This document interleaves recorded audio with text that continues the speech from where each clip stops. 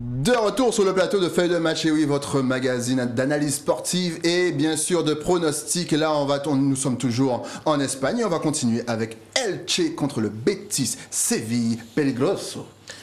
C'est-à-dire, j'ai envie de dire, je suis un peu mal à l'aise.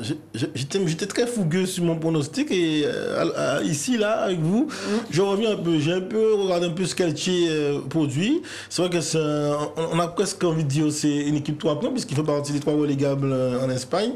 Mais en même temps, je vois que dans la dynamique, dans le rendu de jeu semaine après semaine, c'est quand même une équipe coriace. Ouais. Même les gros, j'ai pas vu, à part peut-être le Betis une fois, j'ai pas vu de 5-0, 3-0. On sent que Elche se bat quand même dans ces matchs pour pouvoir rendre la dragée haute à son adversaire. Et je me dis, est-ce que c'est pas le match de référence parce qu'on a un Betis qui est un peu en situation compliquée. Moi j'avais pronostiqué, j'avais que FC Séville allait passer. Mais c'est vrai que même en coupe, ils se sont pris une déroute. Le match d'avant aussi, c'est pas trop le Betis qu'on avait vu en début de championnat. Ça coince un peu. Et il y a eu, on sent aussi cette équipe un peu comme PSG parfois. Quand ils n'ont pas le ballon et qu'ils font pas le football chatoyant, ben ils pètent les plombs, ils sont un peu nerveux, ils contestent l'arbitrage et voilà, ça fait des cartons rouges. Très rapidement, on voit Fekir aussi, il donne le meilleur, mais quand aussi il commence à prendre un peu les crampons adverses, il peut aussi s'agacer et ne pas donner le meilleur de lui-même. Donc c'est pour ça que je me dis, quand même, dans le rang et par rapport au classement, je vois bien une victoire à l'extérieur du Betis Séville, mais attention à Elche à domicile tout de même. Avec l'attaquant de feu, Dario Benedetto. De toute façon, Elche, c'est un promu qui a déjà fait quelques points. C'est une équipe qui est difficile à cerner, c'est vrai. Alors, j'ai eu le plaisir de retrouver mon joueur préféré, Javier Pastore. Pastore, oui, qui lui aussi est là. Qui est là, et qui joue pas beaucoup, faut avouer. Et puis c'est vrai que Betis Séville, quand même, en championnat, ça fait 5 fois sur 6 matchs, je crois qu'ils ont fait 5 victoires. Donc quand même, c'est pas mal. Betis Séville, ils ont une équipe quand même consistante. C'est vrai que Fekir a retrouvé des couleurs. Fekir mériterait même peut-être de revenir en équipe de France parce qu'il a fait pas mal de beaux matchs ces jours-ci. À la place de qui? Voilà, très bonne question. Sur le banc pour l'instant, sur le banc. Mais franchement, Elche, l'arrière, bon, d'accord. Encore un pilote automobile. C'est vrai qu'il a un problème avec les oranges, ils sont pas bien terribles. Ils sont les oranges. À la rigueur. Mais pour Fekir, est-ce qu'il ne faudrait pas aussi qu'il change d'équipe? Est-ce que le Betis, ne met pas Fekir à sa juste valeur? Non, Fekir, il est bien cette équipe, il joue bien, il a retrouvé un équilibre, une efficacité surtout, parce que c'était ça son problème. Ouais. Et c'est pour ça que je pense que Betis, sur ce match-là, ne va pas avoir trop de problèmes pour gagner, parce que ils ont un effectif par rapport à Elche qui est quand même largement supérieur. Et franchement, ils jouent bien à l'extérieur aussi. Donc j'ai assez confiance sur cette équipe. Donc moi, je mettrai Betis vainqueur à l'extérieur, donc sur ce match. C'est vrai que la dynamique des Elche est pas extraordinaire. Sur les 5 derniers matchs, il y a 3 défaites, 2 nuls. Donc c'est pas une armée, les gars. Ouais. C'est vrai qu'on s'enflamme parce qu'on a nos anciens joueurs qui sont, mais on peut espérer. On peut espérer. Et puis de l'autre côté, Betis, moi j'adore les voir jouer. Alors ils ont eu 3 défaites consécutives sur toutes compétitions confondues. Ouais. Mais quand on voit les équipes qu'ils ont affrontées, ça peut s'expliquer. Il y a du FC Séville, donc le derby ils l'ont perdu. Il y a des matchs en Coupe d'Europe. Il y a une défaite contre l'Atlético Madrid. Donc voilà, ça peut s'expliquer, mais globalement dans le jeu, Betis Séville c'est beau avoir joué et quand ils sont assez sérieux, ils prennent pas de rouge, ça gagne. Donc victoire de Séville pour moi. Victoire de Séville. En tout cas, on vous rappelle que c'est le 18e contre le 5e, que forcément, il y a un ancien Parisien et un ancien Marseillais dedans, dans les équipes d'Elche, qu'il y a exactement 12 victoires pour le Betis Séville et 8 victoires pour Elche pour 10 matchs nuls. Là encore, à vos paris, faites-vous plaisir. Là, on va passer directement en Allemagne avec Fribourg, Francfort, Grobe, Heinz-Rachschum. Mais moi, j'ai pas compris ce que j'ai dit. Grosse surprise, c'est ça? Non, c'est vrai que ce sont deux équipes. Allez, disons-le, c'est pas l'équipe dont on a l'habitude de commenter. Je vais pas vous décliner l'effectif de Fribourg et de l'Eintracht Francfort de tête, mais quand même des équipes qui, c'est ça, à la lecture dure du classement, nous ont surpris et surtout Fribourg qui a une très très bonne série, qui réussit bien et qui peut juste mettre de côté donc sa défaite contre le plus grand, la machine Bayern de Munich. Ouais. Et donc elle reçoit une équipe aussi Francfort aussi qui se porte plutôt bien. Et c'est vrai que c'est un match aussi compliqué à pronostiquer. Et moi j'ai pris une pépite sur le receveur, sur Fribourg. Je pense que Fribourg peut poursuivre sa bonne dynamique face à Francfort, à mon sens. Ouais, je vois bien. Ouais, c'est vrai que c'est un match quand même assez compliqué à pronostiquer parce que c'est deux équipes qu'on connaît mal. En tous les cas, Fribourg, c'est vrai que c'est la surprise de ce championnat. On ne pensait pas qu'une équipe comme ça pouvait arriver troisième à ce niveau-là de la compétition.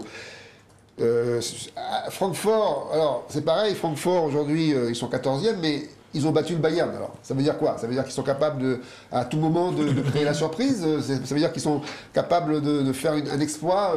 Bon. Alors moi je serais un petit peu dubitatif là-dessus. Je serais tenté de mettre un nul, sachant que Fribourg a priori quand même a l'avantage parce qu'ils jouent chez eux, ils sortent d'une très bonne série. Mais encore une fois, peut-être que contre un Francfort moins valorisant, peut-être qu'ils vont jouer moins bien, plus décontracté, et peut-être que c'est là que va se produire la surprise. Donc, moi, je vais rester sur un nul sur ce match, parce que souvent, c'est ce genre de match qui aboutissent à un nul, finalement. Et moi, en tant que parieur, je vais rester sur ce nul-là, voilà, tout simplement. Hein? Ok, un nul pour Patrice, on passe à Guillaume. Je suis un peu comme les autres, pronostiquer ce genre de match. Je regarde pas la Bundesliga forcément chaque semaine en plus, donc c'est... Ah ouais, pourtant c'est un très beau football, très rigoureux, très organisé. Exactement, comme il y a beaucoup de matchs en même temps. Bon, désolé, c'est vrai, c'est pas faux. Je préfère d'autres championnats, désolé. Mais sinon, mis à part ça, beau match, je pense, effectivement. Je dirais des dynamiques légèrement favorables pour le Francfort, parce qu'ils ont 3 victoires sur les 5 derniers matchs, donc c'est intéressant. De l'autre côté, il y a 2 victoires, 2 nuls, 1 défaite pour Fribourg. Donc petit avantage à Francfort au niveau de la forme. Donc plutôt victoire des saucisses de Francfort, sans meilleur goût je crois. Donc victoire à l'extérieur pour moi. Victoire à l'extérieur pour Guillaume, et oui c'est le 3e contre le 14e. En tout cas n'hésitez vraiment pas à regarder la Bundesliga parce que c'est un championnat qui est vraiment pas mal si vous avez le temps. En tout cas les victoires et les matchs, c'est partagé, voilà. 14-14 partout pour 7 matchs nuls. Mais regarde, il n'y a pas beaucoup de matchs nuls, souvent en Bundesliga c'est comme ça. Les gars ils attaquent tout le temps. Exactement. Il y a souvent un vainqueur. Donc c'est un très beau football. Non mais toi regarde la Bundesliga, tu verras, tu vas adorer. Un autre championnat qui est très bon, c'est bien sûr la Première Ligue. Direction l'Angleterre avec Tottenham contre Leeds. Ouais, des points à glaner pour chacun. Hey. Et puis on nous a annoncé un renouveau, une nouvelle dynamique. Voilà, Tottenham dont notre attaquant vedette brille en sélection. Et c'est un peu plus compliqué. Est-ce qu'il y a un syndrome? Est-ce qu'il y a un accompagnement psychologique à faire? Est-ce qu'il faut au moins qu'il va digérer son autre transfert? On ne sait pas. Mais en tout cas, je sais pas. Là encore, je crois que c'était 10-0. Bon, allez, Saint-Marin, c'est Saint-Marin, ouais. D'accord, mais voilà, on a un gars qui est décomplexé, qui s'en sort bien, qui trouve les automatismes, tout ce qu'il faut chemin défilé en sélection. Et en championnat, c'est plus compliqué. On a un Sud-Coréen qui chaque fois sauve les meubles à ses côtés également. Et en face, on a l'équipe de Marcelo Bielsa, qui aussi n'est pas une équipe qui vient en agneau immolé se faire laminer à domicile. Pour moi, c'est un match très compliqué aussi. Et dans le pur style anglais, quand c'est aussi cadenassé, je vois, même s'il y aura une débauche d'énergie, je vois plutôt un match nul. Parce que c'est pas encore bon. Je veux dire Tottenham, Leeds c'est coriace, mais ça peut donner aussi une victoire de Tottenham. Donc soit victoire de Tottenham à domicile, ou soit donc ce match nul avec l'équipe de Leeds.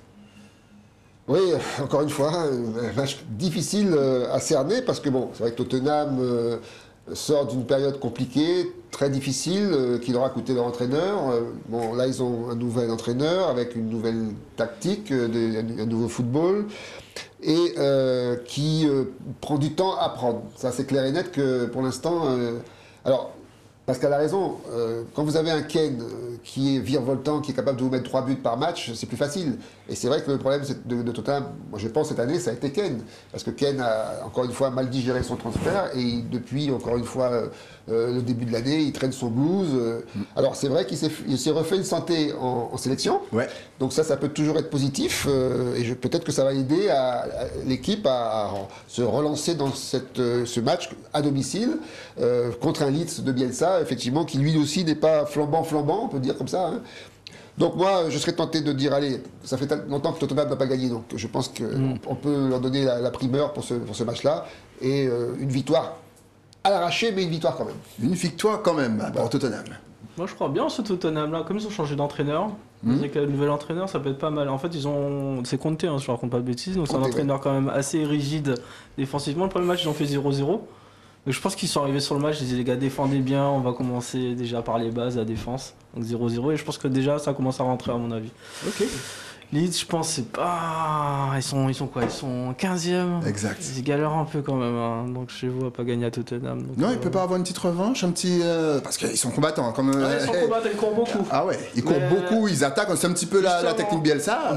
Face à une équipe comme Conte, où ils n'ont pas besoin de beaucoup courir, c'est juste récupérer le ballon, faire 2 diagonales pour remonter le ballon, marquer un but. Exact. Ils marquent un 0, hop, on ferme la boutique, ils peuvent la fermer pendant 80 minutes, je pense. Hein. Donc ils vont marquer, je pense, et ce sera le score final 1-0, ça sera le petit match comme ça. Le petit match, le petit 1-0 de base. On parle des 3 points rentre chez nous, ça ressemble à ça pour moi. Et puis Tottenham a un gardien qui s'appelle Lloris, qui vient de prendre 2 clean sheets en international, donc ça lui donne quand même une certaine confiance, et je pense que c'est lui qui peut faire la différence sur ce match peut-être.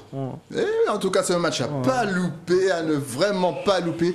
C'est le 9e contre le 15e, 27 victoires pour Leeds et 27 victoires aussi pour Tottenham et 22 matchs nuls. Comme quoi, c'est kiff-kiff, 50-50. En tout cas, ce match, je pense à ne pas louper pour la nuit des généraux. Faites-vous plaisir, là encore, c'est un beau week-end de football qui nous attend. Et on va passer aussi à une grosse machine, Manchester City contre Everton, une couronne en danger.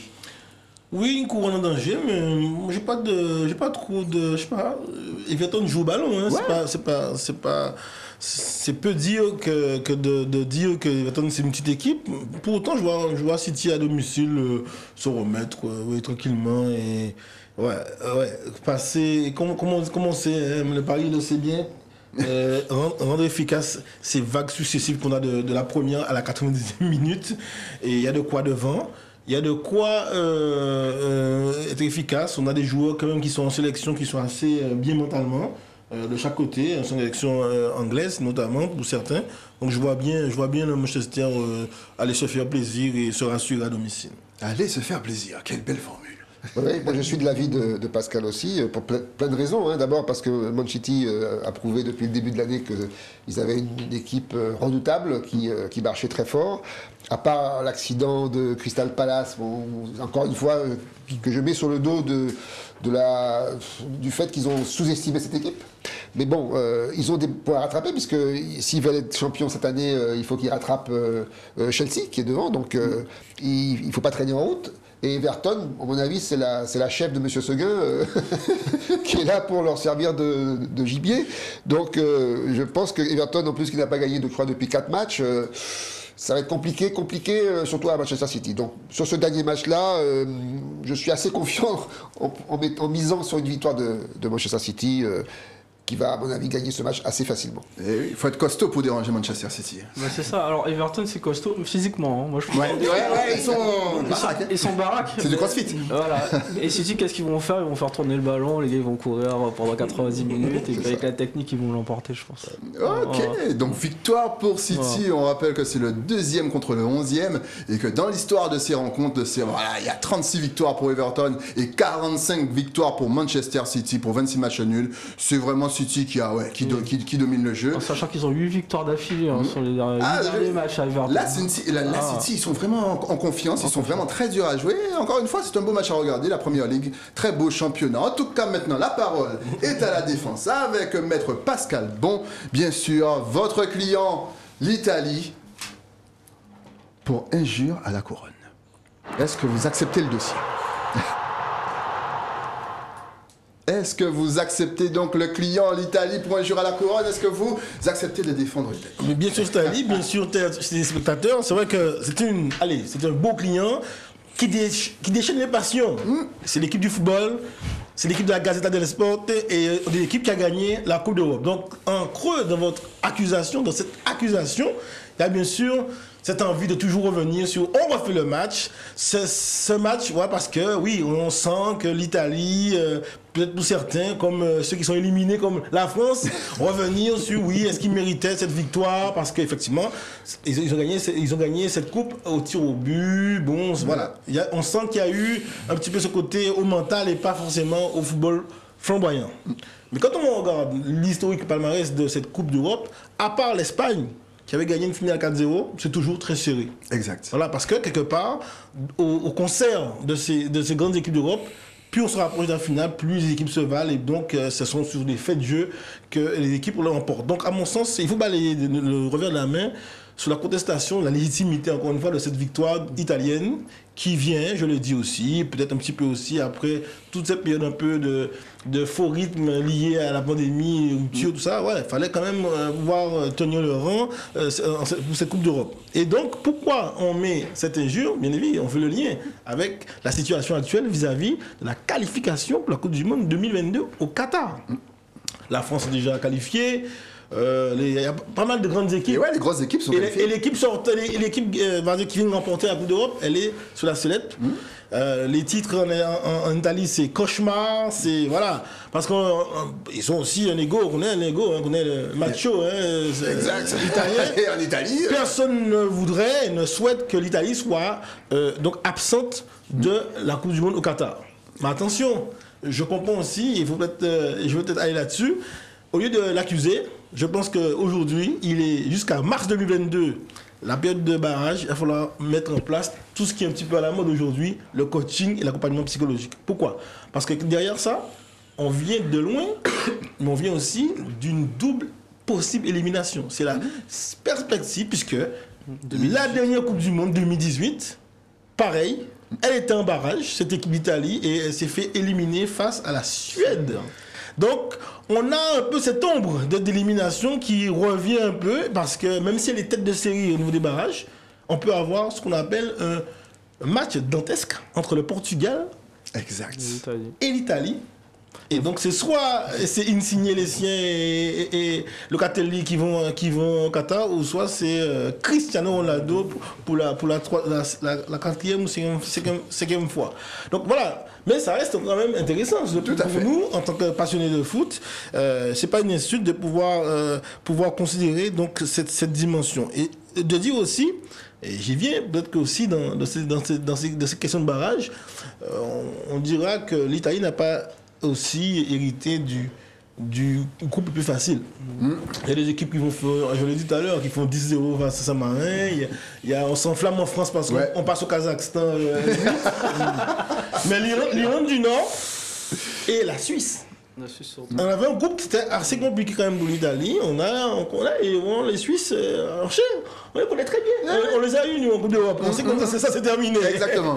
Donc, voilà, je pense que l'Italie, au détour de ses qualités intrinsèques et de nouvelles dynamiques apportées par Mancini, puisque tout le monde maintenant connaît un peu plus, que ce soit au niveau du gardien du PSG jusqu'au milieu de terrain, jusqu'à l'attaque de l'Italie, on est sur des pépites qui sont en plein essor dans différents clubs italiens et qui vont vers une belle génération. Mais c'est vrai que ça coince parce que l'Irlande du Nord, c'est pas Andorre, non, il va falloir mériter. Il y a eu ce match nul qui met, je l'ai dit, l'Italie dans cette perspective d'élimination. Donc c'est vrai que je vais finir là-dessus. Vous êtes quoi au fait que au-dessus de cette insulte, au-dessus de cette remise en question de la légitimité de cette dernière Coupe d'Europe, nous, il va falloir rester humble, puisque après l'Euro 2000, on n'a pas été en Coupe du Monde. On a enchaîné 98-2000 et puis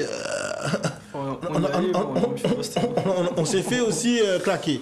Donc quoi encore cette équipe d'Italie qui est jeune, c'est vrai, qui est perfectible et qui a coincé de manière circonstanciée parce qu'elle est dans un groupe relevé, mais quoi aussi, je l'ai dit, a peut-être rompre le coup du sort parce qu'il y a cette crispation qui va falloir renverser sous les barrages. Donc ça commence en janvier jusqu'à mars 2022 pour pouvoir et vraiment donner cet essor à cette équipe qui a de beaux espoirs, de beaux lendemains à mon sens, avec cette jeunesse autour d'une signée et le Locatelli. Donc pour moi, pas de souci là-dessus. Accompagnement, coaching et pas de décondamnation. Et y croire, oui, on ne sait jamais, il faut y croire. L'Italie, une Coupe du Monde sans l'Italie quand même.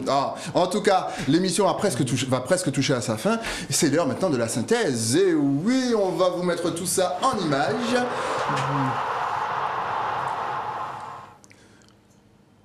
Voilà, on vous rappelle que la grille est à valider avant dimanche 9h55 avec donc une victoire, si je ne me trompe pas, donc pour Marseille, c'est bien comme ça qu'on lit. Il y a un problème sur le synthèse. La synthèse. En tout cas, voilà, faites vos jeux, faites vos paris. Une victoire donc pour Nice. Un match nul entre Troyes et Saint-Étienne. Une victoire de Strasbourg contre Reims. Allez, on va se jouer le match nul et la victoire de Bordeaux pour le match Metz-Bordeaux. Sans oublier la victoire d'Angers contre Lorient. Voilà.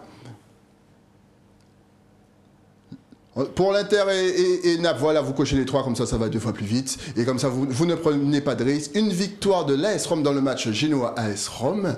Voilà, Real Sociedad Valence, voilà, on ne sait jamais, voilà, une victoire des deux est possible, des deux côtés est possible. Pour le match Grenade contre Real de Madrid, misez 2 pour le Real, 2 pour le match entre Elche et le Betis Séville. Entre le match entre Francfort et Fribourg, on ne sait pas trop sous quel pied danser, donc on peut cocher 1 et 2.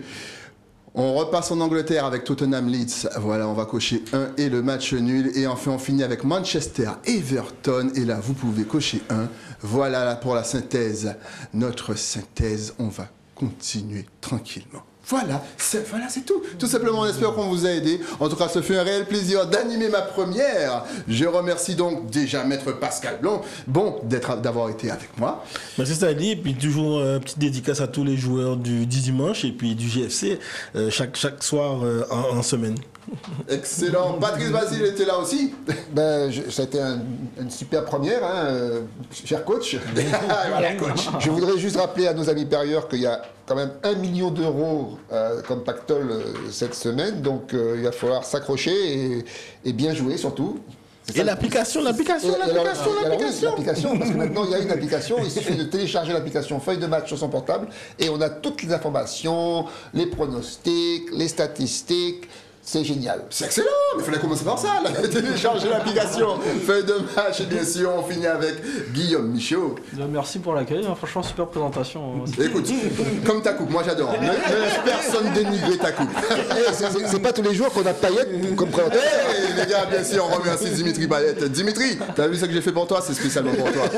Allez, l'OM, en tout cas, je vous donne rendez-vous jeudi prochain. Je ne sais pas si je serai aux commandes, si je vais coacher cette équipe merveilleuse. En tout cas, restez connectés sur Éclair TV. À la semaine prochaine.